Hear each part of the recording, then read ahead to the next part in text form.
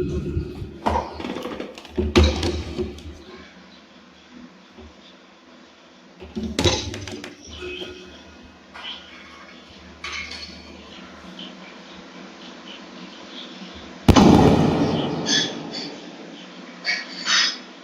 xỉ độ khoảng 2 triệu thành viên ạ.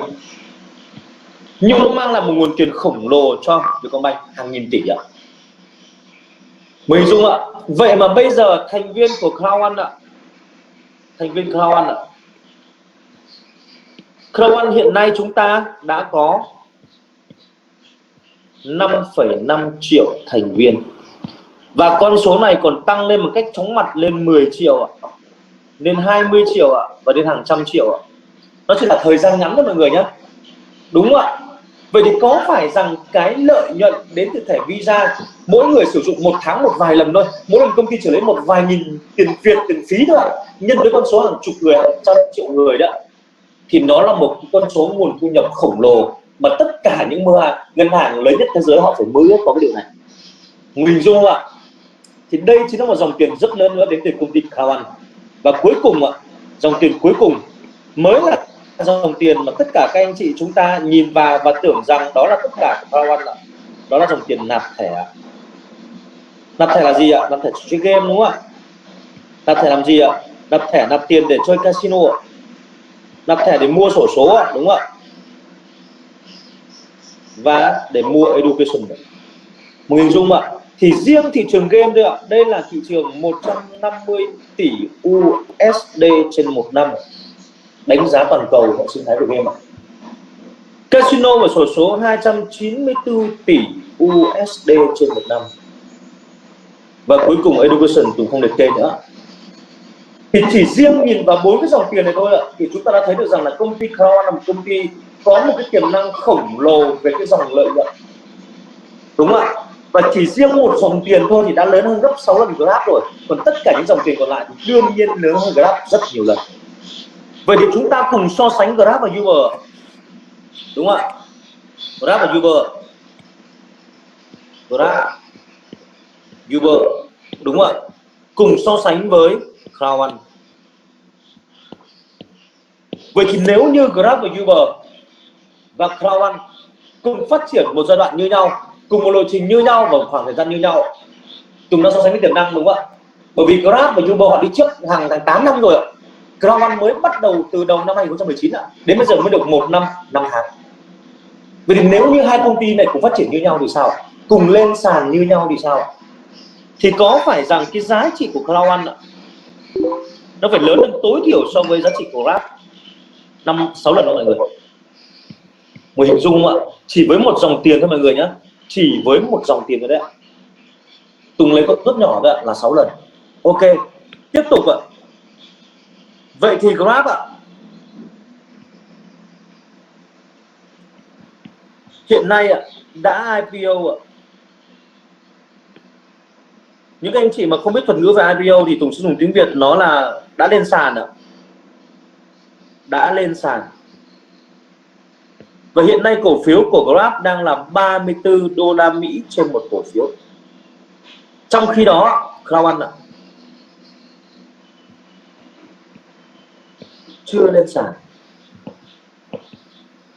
Chưa lên sàn mọi người nhé, đúng không ạ? Và đang là 2 euro, mình tính thành 2 đô đi ạ, trên một cổ phiếu. Vậy thì nếu như công ty Cloud One IPO thành công thì sao? IPO thì mọi người mà viết nhầm đấy ạ. Nếu như công ty Cloud One IPO thành công thì sao? Thì có phải rằng giá trị cổ phiếu của công ty Cloud One phải bằng 2 đô la Mỹ nhân với, xin lỗi người, 2 lần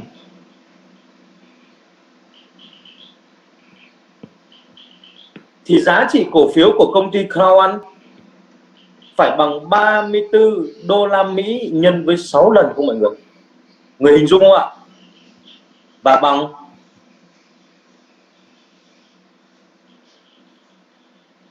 204 đô la Mỹ trên một cổ phiếu.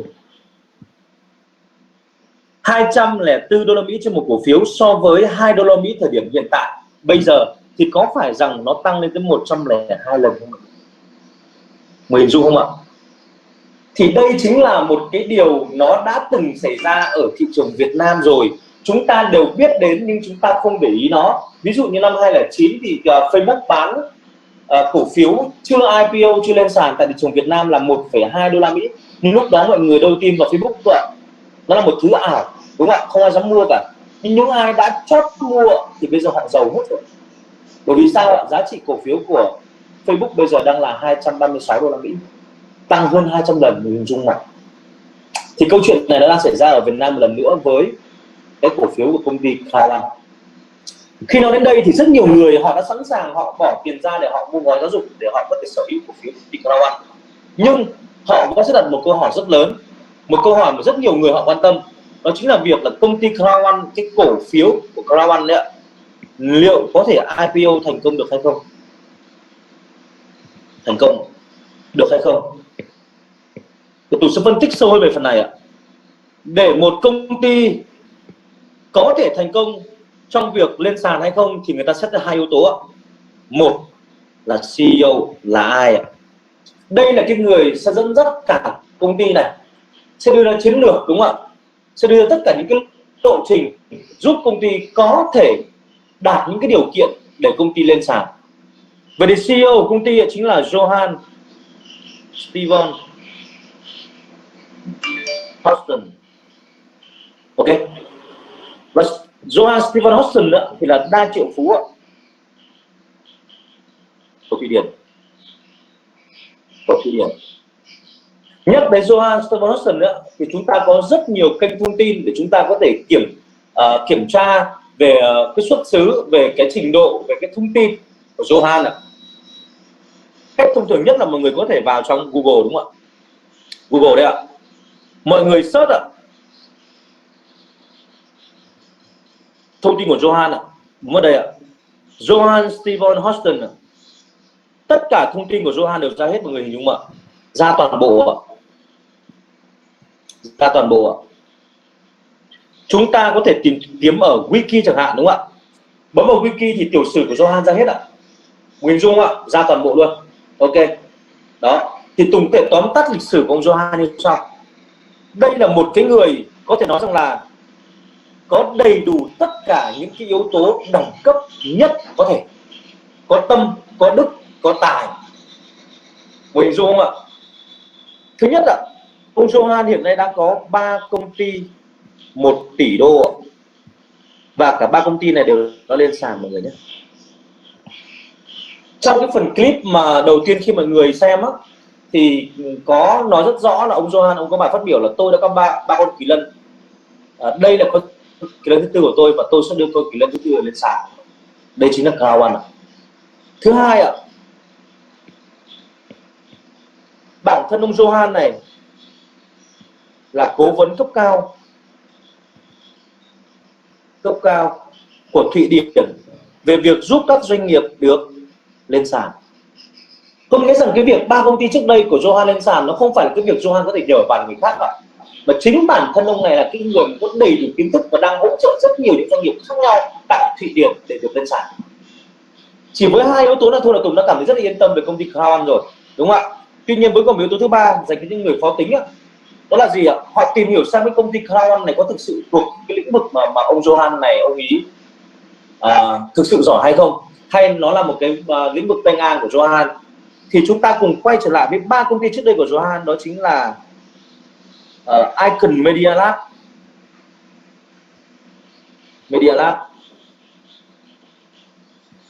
.com và Let's Buy It.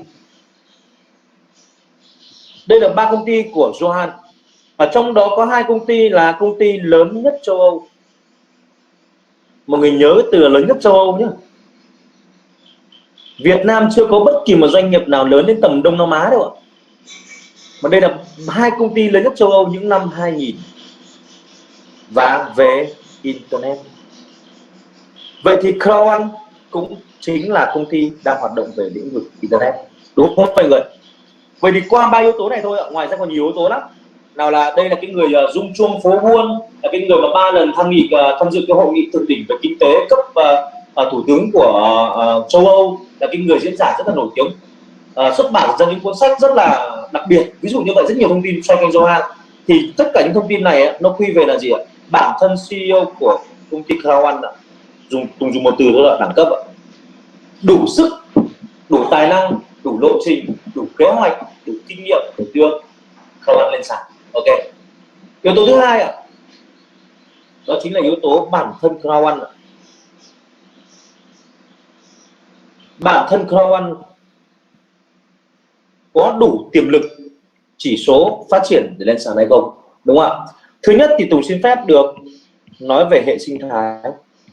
Hệ sinh thái của công ty Crown One là hệ sinh thái số 1 thế giới bây giờ, với cái doanh số vô cùng khủng khiếp, đúng không ạ? Và bản thân công ty Crown One thì có một tiềm lực rất lớn về tất cả những dòng tiền liên quan đến internet, đúng không ạ? Người hình dung không ạ? Vậy thì cái vấn đề nó chỉ nằm ở chỗ là bản thân công ty Crown One có tạo ra được cộng đồng đủ lớn để hưởng lợi tất cả những quyền lợi của mình từ trong cái hệ sinh thái này hay không, đúng không ạ? Vậy thì chúng ta xét yếu tố thứ hai ạ, đó chính là yếu tố về chiến lược phát triển cộng đồng. Phát triển cộng đồng, mỗi một doanh nghiệp khác nhau, một thời điểm khác nhau thì họ có những cái chiến lược phát triển khác nhau, đúng không ạ? Công ty Crown One thì phát triển bằng edu, nhưng có một điều vô cùng đặc biệt, đó chính là cổ phiếu, đúng không ạ? Mọi người hình dung này, cộng đồng của Facebook, nếu như họ chán dùng Facebook thì họ hoàn toàn có thể dùng Twitter, đúng không ạ? Hoàn toàn có thể dùng Zalo, đúng không ạ? Hoàn toàn có thể dùng Instagram. Cộng đồng của Uber, Grab nếu họ không thích thì họ có thể dùng Bi. Hình dung không ạ? Bởi vì cái cộng đồng này họ không gắn liền cái lợi ích về tài chính đối với chính công ty chủ. Nhưng chúng ta cùng quay trở lại nhìn với mô hình của Crown One. Có phải rằng cộng đồng hàng triệu người Crown One đang phát triển tốc độ chóng mặt, đúng không ạ? Nhưng mỗi một thành viên trong cộng đồng này đều đang nắm giữ cổ phiếu công ty Crown One, đúng không ạ? Vậy Tùng hỏi các anh chị một câu thôi ạ. Ngày hôm nay nếu như các anh chị đang nắm giữ cổ phiếu của bia Heineken, thì trong tất cả những bữa tiệc của mình và liên quan đến mình mà người muốn dùng, và những cái người khác muốn, những cái người thân của mình dùng bia gì ạ? Tiger không hề, đúng không ạ? Phải dùng bia Ken. Bởi vì mỗi một cái nắp chai bia Ken bật lên chúng ta lại có thêm tiền, bởi vì chúng ta có cổ phiếu công ty Heineken, đúng không ạ? Crown One cũng vậy ạ. Cộng đồng của chúng ta đang là một cộng đồng nắm giữ tất cả những cổ phiếu của Crown One, đồng sở hữu, quyền sở hữu, đúng không ạ? Vì vậy nên cái cộng đồng này họ đang bảo vệ Crown One. Họ sẽ ưu tiên dùng tất cả những dịch vụ liên kết của Crown One mà họ có thể dùng được. Họ sẽ giới thiệu tất cả những người thân xung quanh, bạn bè của mình dùng sản phẩm Crown One đi, dùng dịch vụ liên kết Crown One đi, đúng không ạ? Họ vỗ tay khi cái cộng đồng nó phát triển tốt, đúng không ạ? Và vì vậy Crown One là một cộng đồng vô cùng vững chắc, và đây là một cộng đồng trung thành. Cộng đồng này chính là cộng đồng mà tất cả các hệ sinh thái đều thèm muốn đến để hợp tác. Hình dung không ạ? Và chính vì cái điều này làm cho cộng đồng Crown One phát triển càng nhanh nhưng càng vững chắc ạ. Tiếp theo yếu tố thứ ba, đó chính là các chỉ số phát triển. Chỉ số phát triển Crown One yếu tố đầu tiên một, phá vỡ kỷ lục thế giới kỷ lục thế giới về phát triển cộng đồng. Để tạo ra được một cộng đồng hàng triệu người, mọi người nhé, 1 triệu người thôi, một cái doanh nghiệp họ phải mất một số tiền khổng lồ, mất một khoảng thời gian rất dài, và thậm chí còn không thành công ạ. Tôi nói ví dụ một câu chuyện đang xảy ra ở Việt Nam đấy ạ. Tiki 2019 họ đổ vào thị trường Việt Nam xấp xỉ 100 tỷ tiền Việt nhưng fail không tạo được thành cộng đồng và năm nay năm 2020 họ lại đang tiếp tục làm điều này để mọi người thấy được để tạo ra một cộng đồng lớn nó khó như thế nào. Facebook 3 năm để tạo ra 1 triệu thành viên trong cùng giai đoạn với Crown One. Amazon cũng thế, Alibaba cũng thế ạ.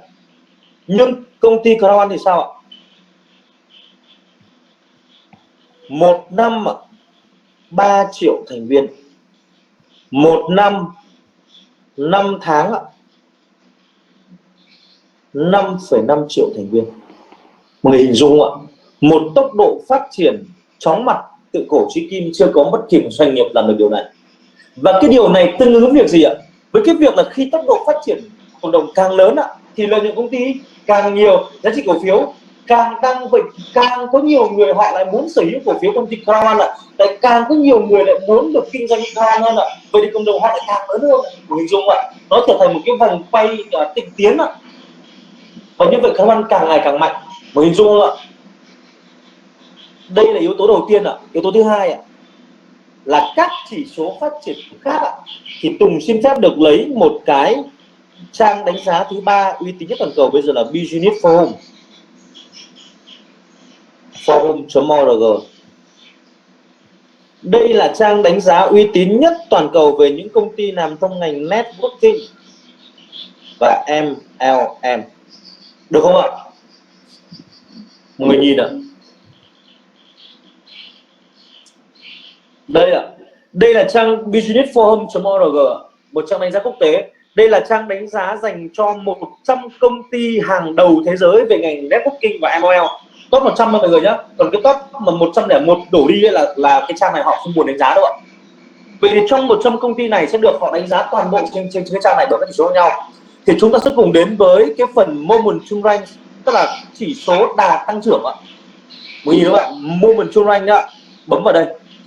Chúng ta cùng đến với một cái chỉ số đánh giá rất đặc biệt, đó chính là Alexa Rank. Alexa Rank là chỉ số đánh giá về lượng truy cập toàn cầu ạ. Thì hiện nay công ty Crown đang có lượng truy cập toàn cầu đứng số 3 thế giới, trên top 100 đỉnh nhé mọi người nhé. 100 công ty lớn nhất toàn cầu thì công ty Crown đứng top 3. Phần này là mọi người có thể hình dung được cái nguồn tiền đến từ online trên giờ nó nhiều thế nào, đúng không? Được không ạ? Bây giờ Tùng có thể bấm vào trong chữ Crown này, nó ra thêm rất nhiều những thông tin khác nhau của công ty Crown. Và trong đây sẽ có một thứ ạ, dành cho những người khó tính nhất, đó chính là tìm hiểu thông tin về chủ tịch, về CEO ạ.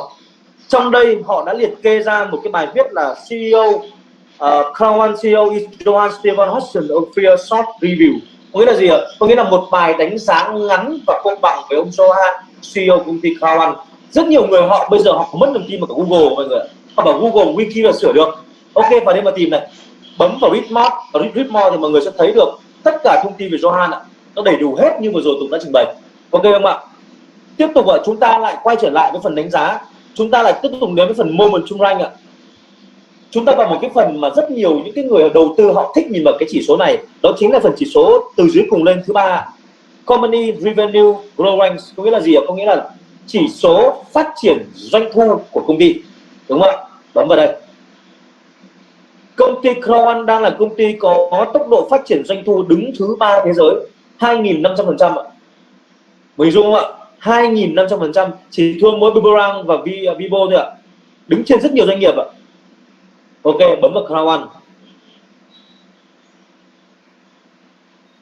Chúng ta nhìn này, 2015 không đồng, 2016 không đồng, 27 không đồng, 28 không đồng, nhưng đến năm 2019 tính 6 tháng cuối năm thôi ạ, khi mà hoàn thiện Avigo rồi đúng không ạ, thì công ty đã có thu nhập là 25 triệu đô la Mỹ, rất lớn mọi người ạ.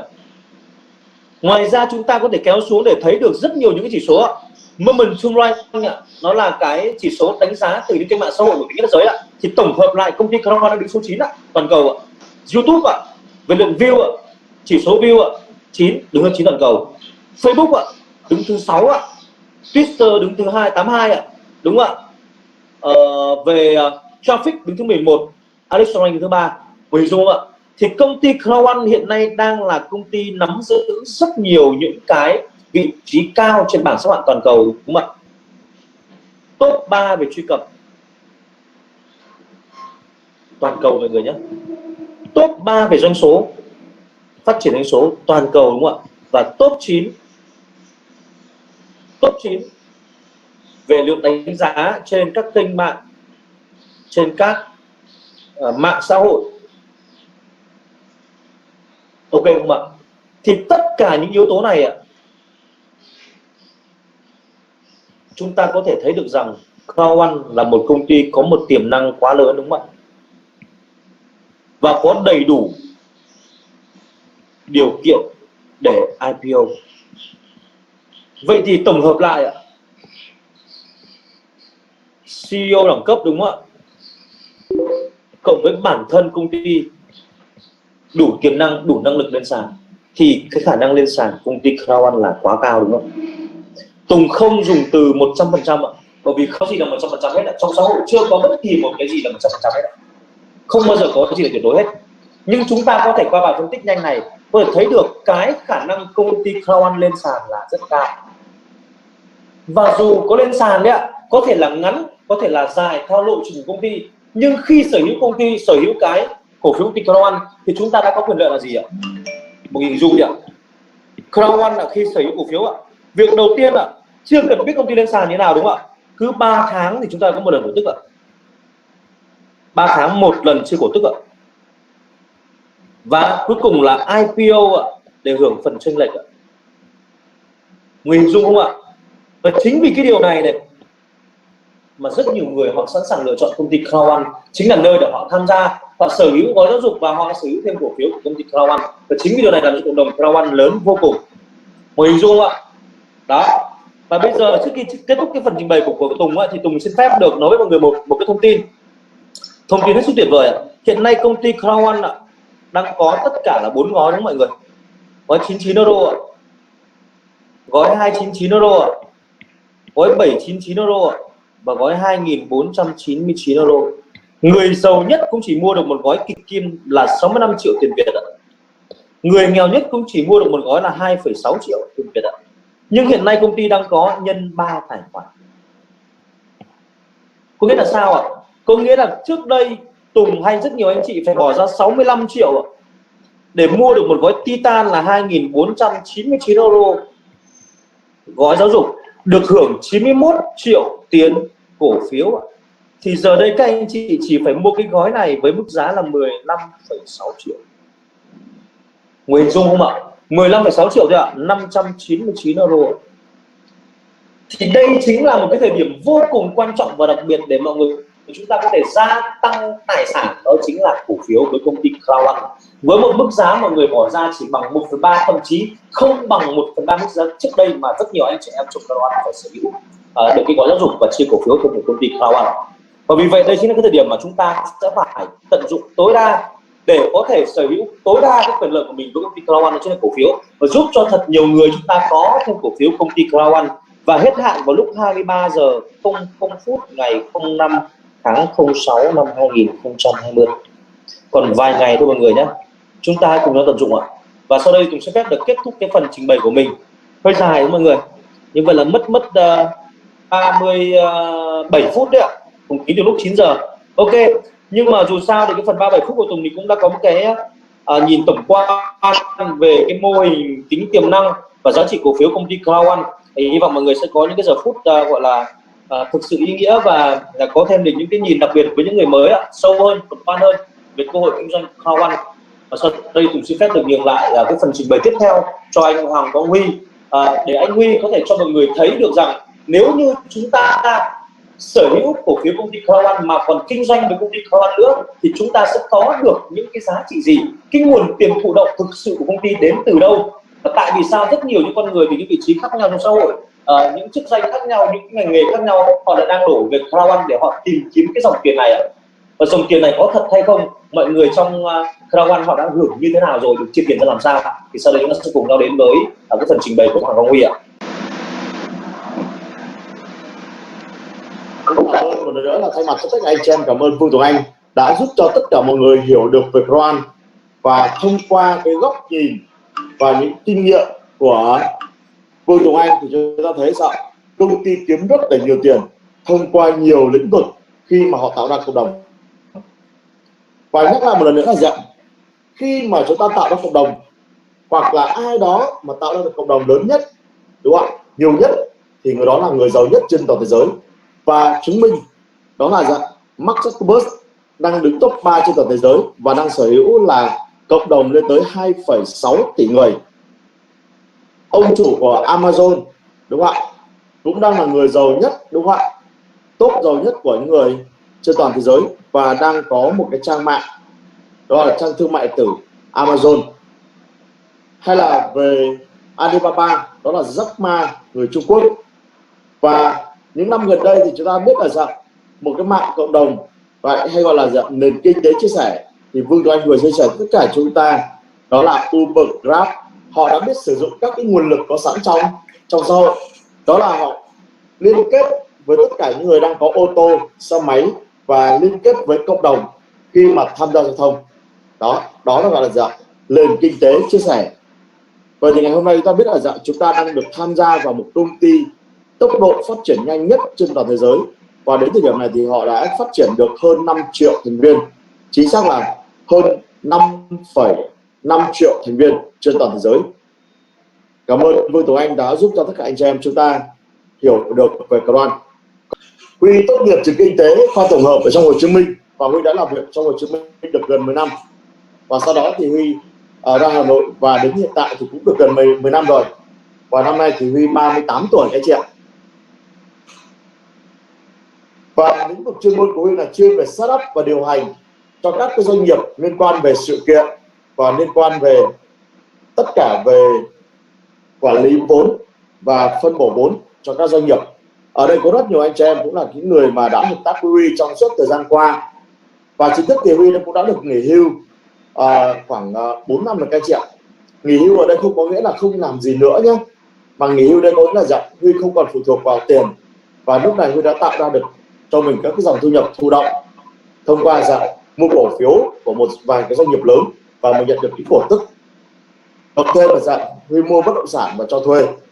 Như vậy là Huy cũng học được rất nhiều các bậc tiền bối trên thế giới là khi mà chúng ta có rất nhiều tiền thì việc đầu tiên là chúng ta cần phải dạng sở hữu cho mình những cái bất động sản và sở hữu cho mình nhiều cổ phiếu của nhiều doanh nghiệp, và tạo ra được cái nguồn thu nhập cho mình. Đó, thì lúc nãy thì Vương Tuấn Anh cũng đã giúp các anh chị phân biệt đâu là tài sản, đâu là tiêu sản của các chị. Ok, như vậy thì ngày hôm nay chúng ta sẽ được chia sẻ kỹ hơn cho các chị rằng vậy thì làm thế nào để chúng ta tạo ra dòng tiền, và làm thế nào để chúng ta có được cái khoản thu nhập thụ động mãi mãi, và chúng ta chỉ cần làm việc một lần thôi thì chúng ta đã có được cái dòng thu nhập này rồi. Các chị có mong muốn điều đấy không ạ? Ok, thì bây giờ Huy sẽ giúp các anh chị chia sẻ về Croan, và sẽ giúp cho tất cả anh chị em chúng ta có được cái nguồn thu nhập thụ động. Và khi mà chúng ta hợp tác với Croan thì chúng ta có hai cái nguồn thu. Một là nguồn thu nhập chủ động bằng cách để dạng chúng ta phát triển cộng đồng, chúng ta làm kinh doanh với Croan và chúng ta liên kết cộng đồng và lan tỏa cái giá trị Croan cho đến mọi người, thì đó là nguồn thu nhập chủ động. Cái nguồn thứ hai đó là nguồn thu nhập thụ động. Nguồn thu nhập thụ động thì chúng ta dựa hai thứ. Thứ nhất là chúng ta có được cái cổ phiếu của Croan. Thứ hai là chúng ta được lên danh hiệu. Lên danh hiệu ở đây nó giống như là dạng khi mà chúng ta phát triển cho một công ty nào đó, hoặc chúng ta làm việc cho một cái tổ chức nào đó, chúng ta làm tốt thì chúng ta sẽ được lên quản lý rồi lên giám đốc, đúng không ạ? Thì đấy gọi là danh hiệu. Nhưng mà khi mà chúng ta không còn làm việc ở đó nữa, hoặc là chúng ta không có doanh số, thì gần như là chúng ta không có được gì hết. Thì ngày hôm nay với Croan thì hoàn toàn là chúng ta chỉ cần làm một lần duy nhất thôi thì chúng ta cũng đã được tạo ra được cái nguồn thu nhập thụ động cho ta rồi. Bao nhiêu anh chị mong muốn chúng ta làm một lần và chúng ta được hưởng mãi mãi, còn cái tài sản của chúng ta được thừa kế cho con của chúng ta, cho những người thân của chúng ta. Bao nhiêu anh chị em mong muốn điều này hãy comment số 2 ạ. Comment số 2 các chị nhé. Không bảo này.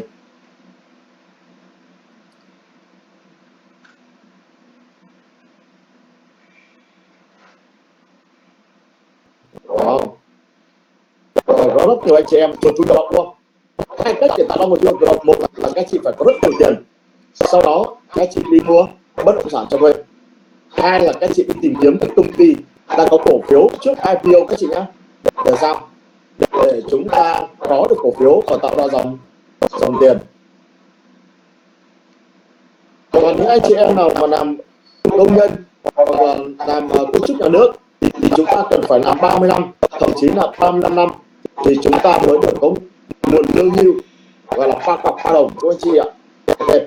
Còn ngày hôm nay thì mình sẽ giúp cho anh chị hợp tác với Croan và tạo ra được cái dòng tiền thụ động. Bây giờ thì Huy sẽ xem màn hình và các chị hãy mở viết ra và tôi viết trên tay sổ ra để chúng ta sẽ ghi, và Huy sẽ chia sẻ chậm và phát vào để giúp các chị.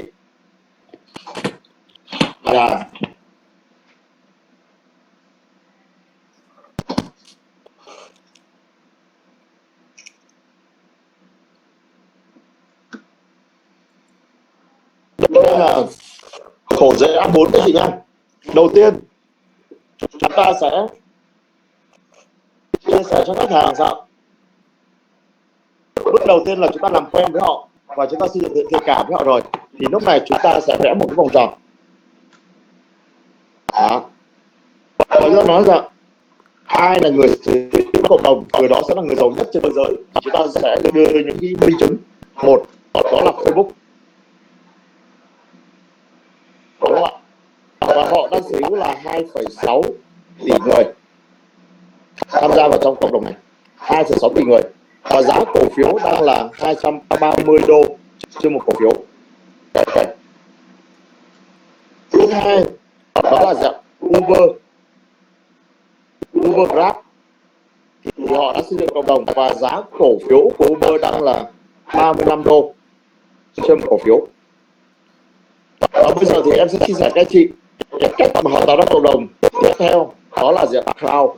Crowd được dịch tiếng Việt là một đám đông và giá trị cổ phiếu đang là 2 ơ trên một cổ phiếu, là hơn 2 đô một chút.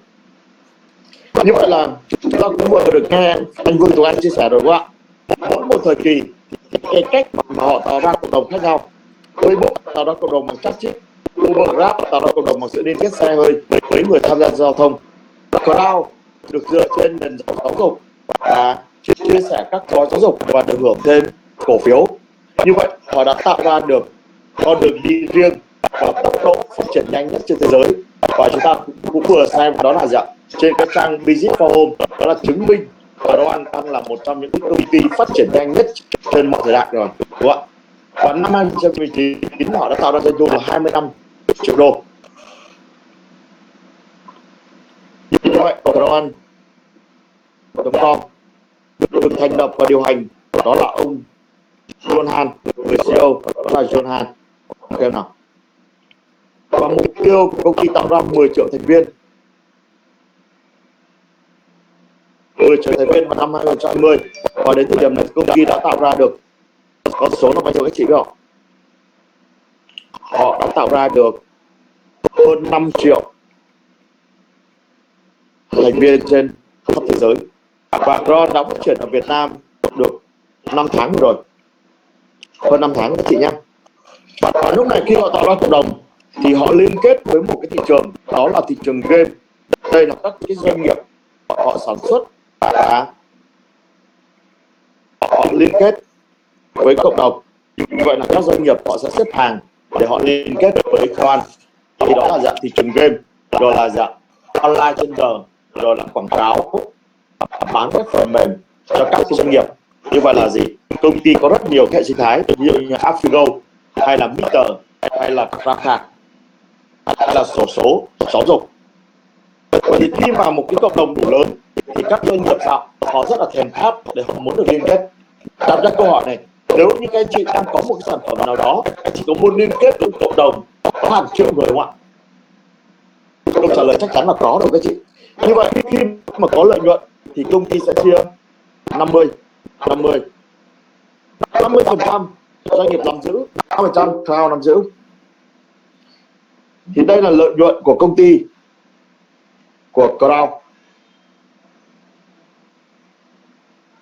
Như vậy lúc này lợi nhuận của công ty được quy về là 100%, đúng không ạ? Thì lúc này công ty sẽ chia miếng bánh là 20% công ty làm chi phí, 40% công ty chia cho những người đã nắm giữ cổ phiếu của công ty, còn lại 40% công ty sẽ chia cho những người lên danh hiệu hay là những người có công xây dựng cộng đồng cùng với công ty. Đó. Như vậy ngày hôm nay chúng ta hợp tác với Crown, chúng ta sẽ được chia một miếng bánh là 40% lợi nhuận cùng với công ty, trong đó dựa vào số lượng cổ phiếu của chúng ta đang nắm giữ là bao nhiêu và chúng ta đang ở danh hiệu nào. Như vậy làm thế nào chúng ta được có được cái cổ phiếu của công ty, và làm thế nào để chúng ta có được cái danh hiệu đây? Đây là một cái câu hỏi, đúng không ạ? Như vậy công ty thì dựa vào giáo dục để làm sao để tạo ra cộng đồng. Và ông John Han nói được điều gì ạ? Một doanh nghiệp bền vững thì phải dựa trên giáo dục. Một con người đánh thành công thì chúng ta cần có đầy trí tuệ và có nhiều kiến thức.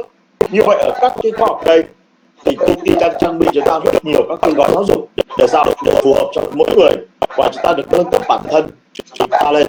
Và với bản thân Huy Sợ mỗi một năm cũng bỏ ra vài chục triệu, thậm chí là vài trăm triệu để nâng cấp bản thân mình mỗi ngày. Và chúng ta biết là rằng khi mà chúng ta càng học nhiều và chúng ta hiểu nhiều thì nó lại tỷ lệ thuận với cái nguồn thu nhập của chúng ta. Nên là có một câu nói rất là hay, khi mà chúng ta có kiến thức thì chúng ta đi đánh bạc cũng gọi là đầu tư. Nhưng nếu các anh chị không có kiến thức thì các anh chị đi đầu tư chẳng khác gì đánh bạc.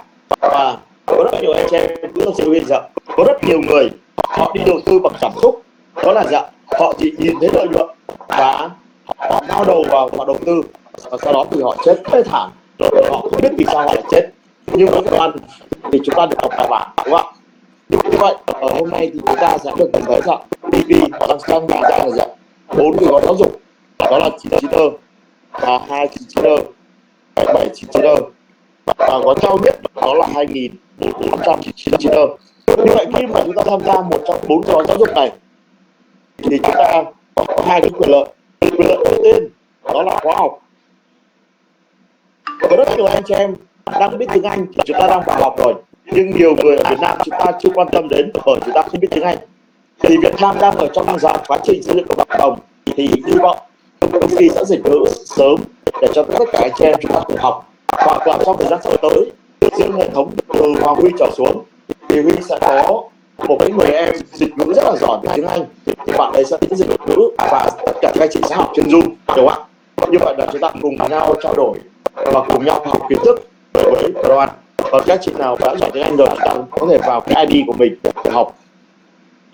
Và thứ hai là chúng ta được nhận cổ phiếu của công ty. Như vậy gọi là bán combo các chị. Chúng ta vừa có khóa học, chúng ta được nhận thêm cổ phiếu và giá trị cổ phiếu đang là higher trên một cổ phiếu. Ví dụ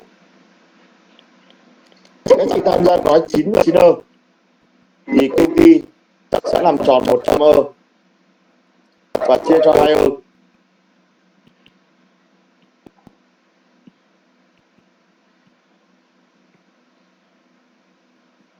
thì chúng ta có 50 cổ phiếu. Ở đây thì sao? Công ty chúng ta nâng cấp cộng dồn, và khi nào chúng ta có đủ tiền thì chúng ta nâng lên gói cao nhất đó là 2199.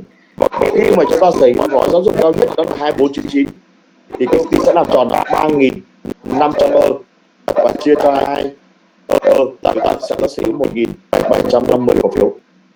Ok, như vậy chúng ta thấy không ạ? Công ty rất là thông minh khi mà sao họ dựa trên giáo dục đào tạo ra cộng đồng và xây dựng cộng đồng, và chúng ta lại được sở hữu được cái cổ phiếu. Đây cũng phải thông minh cho các chị. Thay vì công ty bỏ rất nhiều tiền và huy động rất nhiều tiền ở các quỹ đầu tư hay một nhóm rất là giàu, rồi lấy tiền đó để làm PR rồi là dạng phân phối phân phối, đúng không ạ? Thì ngày hôm nay công ty sao không bán cho các quỹ đầu tư, cũng không bán cho một nhóm là giàu, và công ty phân phối cổ phiếu dựa vào các gói giáo dục và được tặng kèm. Như vậy là tạo ra cộng đồng. Và câu hỏi là nếu chúng ta đã có cổ phiếu của Croan thì chúng ta muốn chơi game của Croan liên kết, hay là chúng ta muốn chơi các game do các ứng dụng hay liên kết ạ? Ok, thì lúc này bắt đầu các chị nhảy số rất là nhanh, đúng không ạ? Đương nhiên là chúng ta chơi game của Croan liên kết rồi, đúng không ạ? Nhưng lại có rất nhiều người bảo là tôi già rồi, tôi đã bao giờ chơi game đâu. Thậm chí là dạ tôi nhìn các chơi game tôi rất là ghét. Nhưng xin thưa các chị ạ, các anh chị không chơi không có nghĩa là người không chơi. Và nhiều người trên thế giới thì họ chơi rất là nhiều các chị.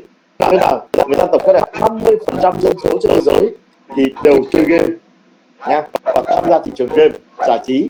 Và tất cả những anh chị em có điện thoại thì 80% chúng ta đều vào đang chơi một cái game miễn phí nào đó. Đó là cái chị nha. Như vậy ngày hôm nay mình không chơi nhưng mà mình đang nắm giữ cổ phiếu của Croan. Như vậy khi mà chúng ta nắm giữ được cổ phiếu của Croan